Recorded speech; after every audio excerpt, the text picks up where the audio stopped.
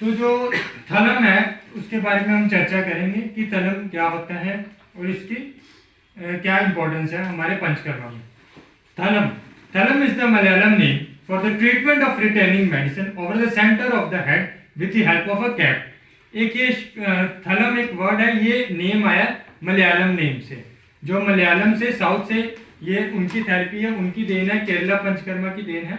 But जो सिद्धांत है इसके पीछे के वो आयुर्वेद के हैं, इसलिए हम इसे पंचकर्मा के अंतर्गत मानते हैं।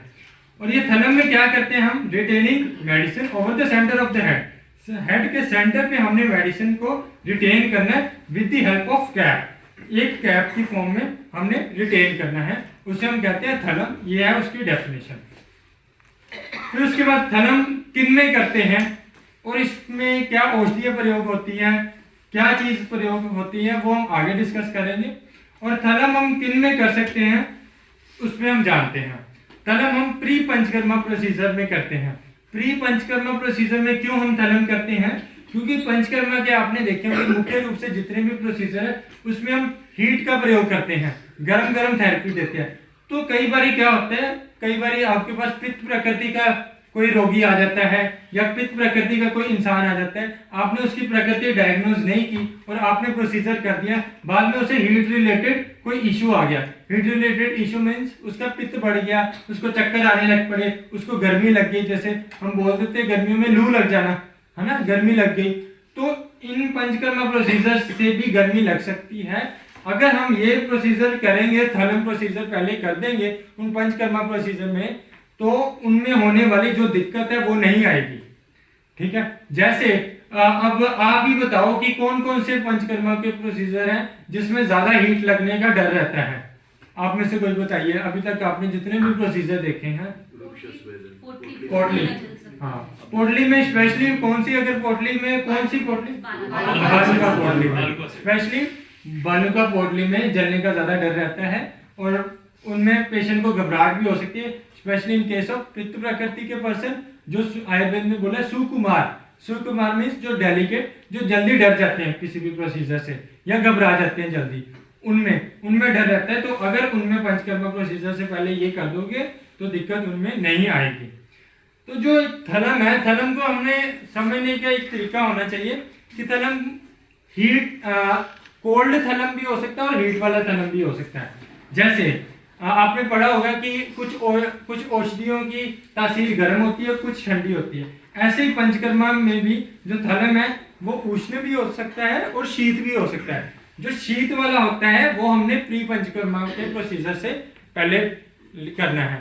अब शीत थलम क्या होता है, वो मेडिसिन जिस थलम में जिस प्रोसीजर करने के दौरान हम शीत वीर्य वाली मेडिसिन, ठंडी मेडिसिन प्रयोग करें वो शीत थलम हो जाएगा। जिसमें गर्म मेडिसिन प्रयोग करें, गर्म औषधि, गर्म तासीर वाली औषधि प्रयोग करें, वो उष्ण थलम हो जाएगा। तो ये, और थलम किसमें कर सकते हैं, इंसोम्निया। इंसोम्निया मीन्स जिन्हें नींद की कोई दिक्कत हो उनमें थलम कर सकते हैं। वीक साइड में कर सकते हैं, जिनकी आंखों की रोशनी कम हो उनमें कर सकते हैं।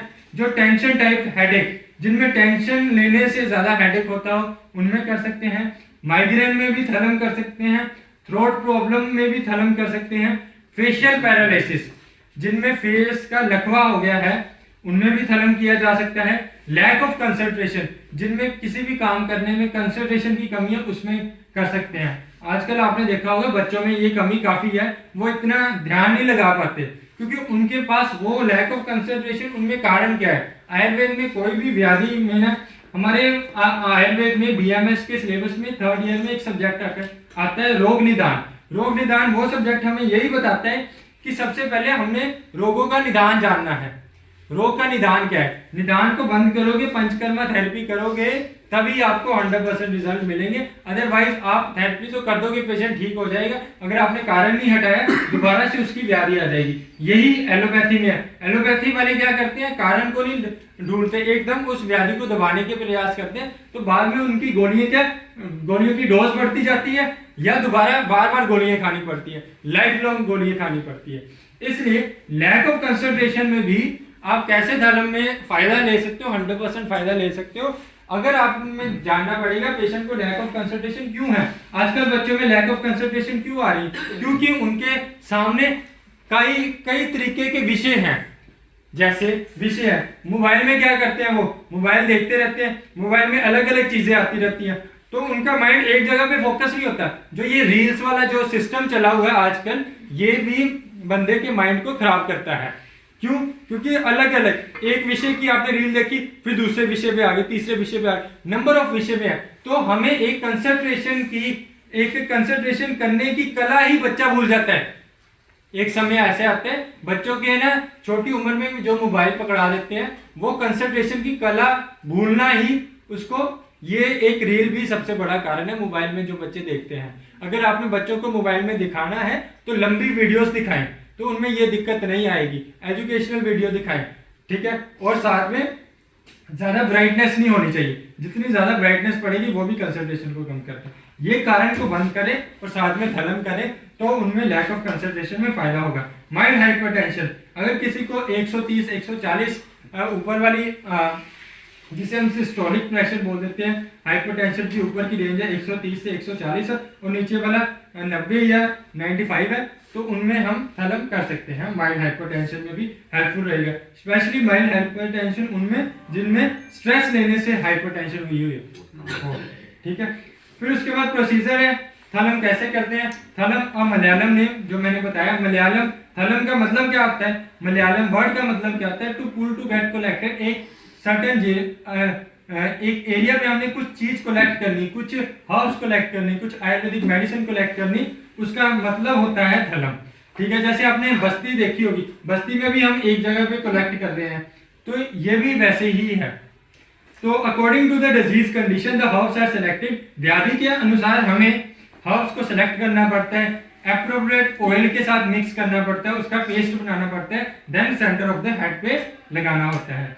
अब हम देखते हैं सेंटर ऑफ द हेड कौन सी एक स्पेशल पोजीशन है जहाँ पे हमने लगाना होता है। Traditionally thalam is performed on the bregma, bregma एक जगह है जहाँ पे हम थलम का प्रयोग करते हैं। अब ये ब्रैग्मा क्या है, या जिसे हम आयुर्वेद में तालु भी बोल देते हैं, वो कौन सी जगह है, वो कैसे पहचानते हैं, वो आगे हम बात करेंगे। This particular area is positioned by considering the distance of the two hand above the eyebrows। सबसे पहले आपने एक हाथ रखना है अपने आईब्रो के ऊपर, ठीक है, सभी रख लीजिए, पता लग जाएगा आपका। आईब्रो के ऊपर एक हाथ रखिए, ठीक है। फिर उसके बाद आपने दूसरा हाथ रखना है उसके सीध में ही, ठीक है। जो तीसरा हाथ होगा वो ही आपका पूरा रेक्टेंगुलर एरिया, हमने वहां पे थलम का प्रयोग करना है। और उस जो तीसरे हाथ में भी मोस्ट एलिवेटेड एरिया होगा, जो सबसे उभरा हुआ एरिया होगा, वो पर्टिकुलर एरिया उसे हम कहते हैं ब्रैग्मा। क्या बोलते हैं? ब्रैग्मा। हाँ, जो हम बच्चों में ब्रैग्मा एक साइट होती है, जो ये मैम फोंटेले की बात करते हैं। फोंटेले का ये मतलब होता है कि कई बार जो बच्चे होते हैं, बच्चे की जो स्कल बोन होती है, जो स्कल बोन जब भी उनका बर्थ होता है, जैसे भी जब वो वजाइना से, योनि से जब उनका स्कल बोन होता है, हमारी भगवान ने प्रकृति ऐसे बनाई है कि वो हमारे स्कल बोन में थोड़ी सी स्पेस देता है, जिसके कारण जब भी वो वजाइना से बच्चा निकलता है तो थोड़ी सी अगर कंप्रेशन भी पड़े तो उसके ब्रेन को इंजरी ना हो, ठीक है। इस हार्ड वाले कंप्रेशन से वो बेबी नहीं निकल सकता। और जो फीमेल्स में जो वजाइना की को इंजरी भी ना हो, इसके कारण भगवान ने कुछ स्पेस दी होती है हमारे लिए, स्कल बोन में कुछ स्पेसिस होती हैं, जिसे हम फोंटेले बोल देते हैं। धीरे धीरे वो जैसे जैसे बच्चे की एज 2 साल 3 साल वो जुड़ जाते हैं, ठीक है, फिर उसमें स्पेस नहीं रहती। तो वो जो स्पेस वाला एरिया है वो जब जुड़ जाता है, ठीक है, जो जुड़ने का एक स्पेसिफिक पॉइंट बनता है, जिसमें दो, जैसे ये है 2 बोन्स जुड़ी हैं, ठीक है, तीसरी बोन इसके ऊपर जुड़ी है, जो बीच वाला जो एक पॉइंट बनता है उसे हम ब्रैग्मा कहते हैं। ओरिजिनेट वो फोंटेले से हुआ है, बट जो स्पेसिफिक पॉइंट जो अडल्ट में हम उसे ब्रैग्मा कहते हैं, बच्चों में हम फोंटेले बोल सकते हैं, ठीक है। फिर उसके बाद दिस पर्टिकुलर एरिया से ये बता दिया हमने। फिर which approximately corresponding to the distance of the 8 inches, लगभग इससे 8 इंच का डिस्टेंस बन जाता है ऐसे वहां तक पहुंचने में, ठीक है। In this process a medicated paste is applied on the top of the head and is left for about 20 minutes. 20 minute तक ये हमने हर्ब्स को वहां पे रखना है। इसकी प्रक्रिया आपको पता होनी चाहिए कि इस प्रोसीजर को कितने देर के लिए रखना है, ठीक है। जैसे पत्र पोटली हम 30 से 45 मिनट कर सकते हैं, इसको 20 मिनट करना है, ठीक है। मेडिसिन फॉर थलम, थलम के लिए मेडिसिन का प्रयोग कौन कौन सी मेडिसिन है? अमलकी चूर्ण का भी प्रयोग कर सकते हैं, रासना चूर्ण का भी प्रयोग कर सकते हैं, चंदन चूर्ण का भी प्रयोग कर सकते हैं, नीम चूर्ण का भी प्रयोग कर सकते हैं। अमलकी चूर्ण को आपने ले लेना है। आपने जैसे आप लेपम आपने बताया होगा मैडम ने इससे पहले, लेपम को इतना हमने बना लेना है कि वो ही ना ज्यादा गिरे, ना ही ज्यादा पतला हो, ना ही ज्यादा ड्राई हो, ठीक है, मीडियम जिसकी गोली बन सके, इतना सा हमने मिक्स करना है एरिया के अकॉर्डिंग, ठीक है। तो हम त्रिफला का भी प्रयोग कर सकते हैं।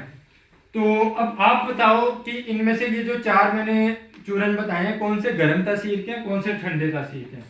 जो पहला है अमलकी, वो ठंडा है कि गर्म है? तीनों तासीर। हाँ, वो अमलकी को ऐसे बोलते हैं ना ज्यादा ठंडा ना ज्यादा गर्म, न्यूट्रल, जिसे हम बोल देते हैं अरबी में शीतोष्ण, ठीक है, ना ही ज्यादा ठंडा ना ही ज्यादा गर्म। फिर रासना चूर्ण गर्म होता है कि ठंडा होता है?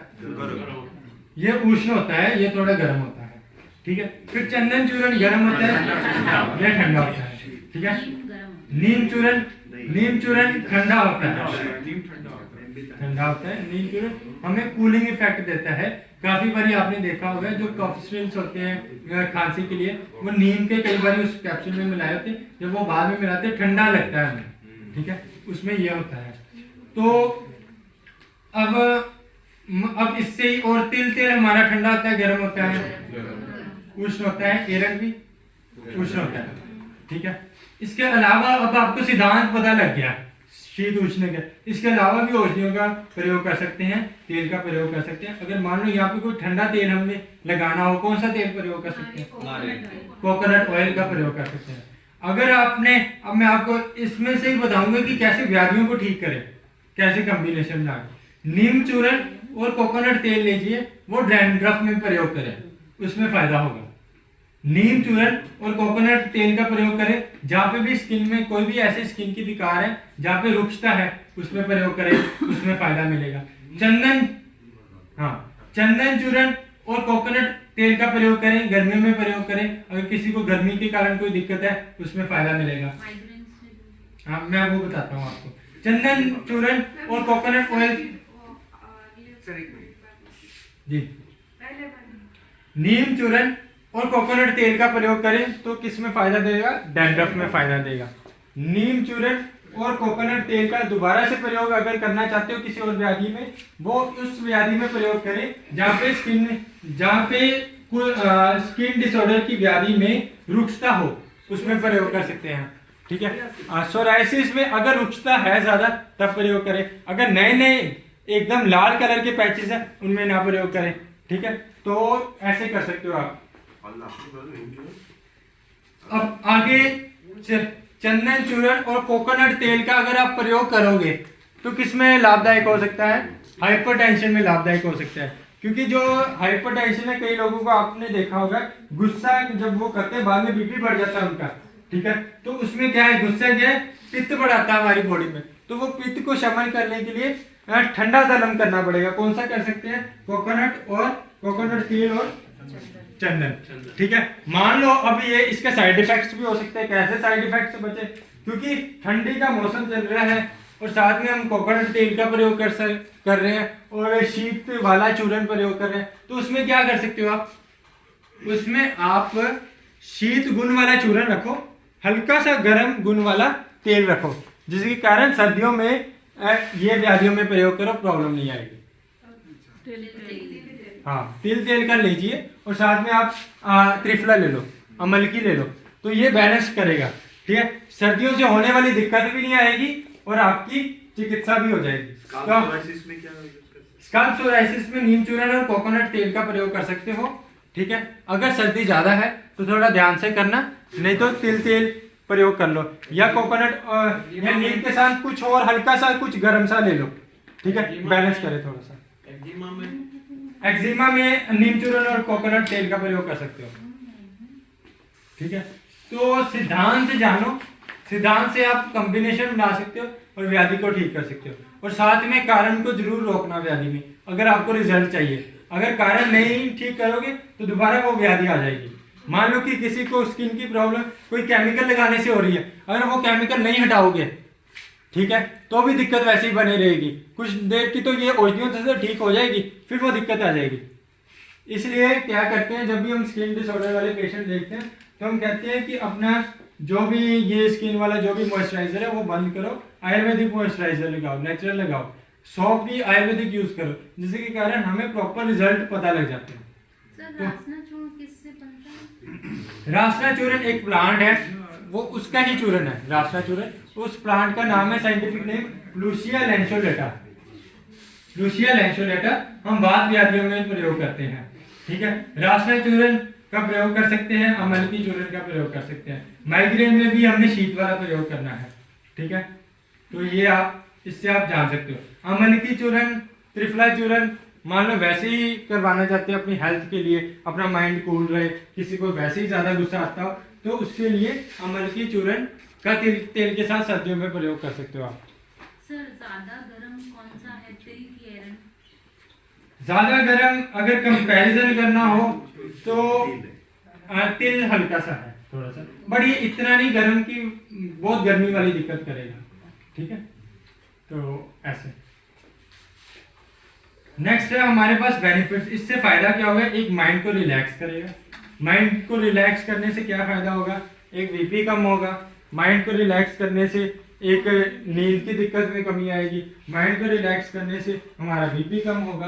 तो एक माइंड को रिलैक्स करने से कई चीज़ों का फायदा हो जाएगा। ठीक है, फिर साथ में रिलीफ माइग्रेन, माइग्रेन में भी हेल्प करेगा। माइग्रेन कईयों को गुस्सा करने से एक बार माइग्रेन का अटैक आने लग पड़ते हैं। कईयों की पेट खराब के कारण में भी माइग्रेन के अटैक। सो आपको कारण ढूंढना पड़ेगा माइग्रेन अटैक क्यों आ रहे हैं। अगर पेट के कारण आ रहे हैं तो अग्नि की चिकित्सा करके फिर ये करें। अगर पेट ठीक है तो सीधा आप ये कर सकते हो। Improves memory and concentration power, आपकी मेमोरी को बढ़ाएगा एंड कंसंट्रेशन पावर को बढ़ाएगा। जो बच्चों में है, अगर बच्चों में करना हो छोटी एज के, तो आप घी से भी कर सकते हो, क्योंकि उसमें स्नेह मिलेगा, नरिशमेंट मिलेगी, ब्रेन स्ट्रॉन्ग होगा उनका। तो बच्चों में आप घी से भी कर सकते हो। घी में भी आप अगर लेना हो तो ब्रह्मी घृत का भी प्रयोग कर सकते हो, तो माइंड भी उनकी इंटेलेक्चुअल पावर भी बढ़ेगी और उनमें कंसंट्रेशन पावर भी बढ़ेगी। ईयर्स को सूट करेगा और हमारे थ्रोट के पैसेज को। कईयों में ऐसे कई बार लगता रहता है, कईयों को गले में कुछ गिर रहा है, कुछ गिर रहा है बार बार कईयों को गले की इन्फेक्शन हो रही है, तो इम्यूनिटी बढ़ाएगा उनकी। ठीक है, गले की, जिसके कारण गले की इन्फेक्शन ही हो और गुड फीलिंग आएगी। गुड फीलिंग आने से क्या होगा, पंचकर्मा प्रोसीजर में कई बार पेशेंट फर्स्ट टाइम आता है तो डरता है, पता नहीं कौन सा प्रोसीजर करेंगे। गुड फीलिंग आएगी जिसके कारण उसे डर भी नहीं लगेगा। तो ये हो गया हमारा थलम। Thank you sir. जी, घी हमने इतना रखना है, ना ज्यादा गर्म ना ज्यादा ठंडा हमारे बॉडी के अंदर। हाँ, घी का हाँ, सभी सुन लीजिए। इनका एक क्वेश्चन है, घी ठंडा होता है कि गर्म होता है? घी को आयुर्वेद में क्या बोला है, घृतम पित्त अनिल हरम रस शुक्र ओजसाम हितम निर्वापनम मृदुकरणम स्वर मन प्रसादनम। ठीक है, घृत को बोला घृतम पित्त अनिल हरम। सबसे पहले पित्त और अनिल को हरता है। पित्त मींस पित्त किसको हरेगा, पित्त कौन सी प्रॉपर्टी होनी चाहिए जिसके कारण वो पित्त को कम करेगा, ठंडा, ठंडा होता है। ठीक है, अनिल को हरता है। अनिल मींस वात, वात को अनिल भी बोलते हैं, वात को हरता है। वात कैसे हरेगा, वात हरेगा उसके ऑयलीनेस से वात कम होगा। घृतम पित्त अनिल हरम रस शुक्र ओजसाम हितम, रस से लेकर शुक्र तक सबको नरिशमेंट प्रोवाइड करने का एक माध्यम है घृत। ठीक है, घृतम पित्त अनिल हरम रस शुक्र ओजसाम हितम निर्वापनम मृदुकरणम। निर्वापनम मींस निर्वापनम मृदुकरणम, जो हमारी बॉडी में मृदुता लाए, सॉफ्टनेस लाए, वो घृत है। मृदुकरण स्वर्ण वन प्रसादनम, हमारे स्वर और वन, हमारी जो कॉम्प्लेक्शन है उसको निखारेगा। स्वर्ण वन प्रसादनम, उसको निखारेगा। प्रसादनम मींस उसको निखारेगा। तो घृत के इतने सारे फायदे हैं। ठीक है, घी को घृत बोलते हैं कि उसमें कुछ, घी को घृत ही बोलते हैं।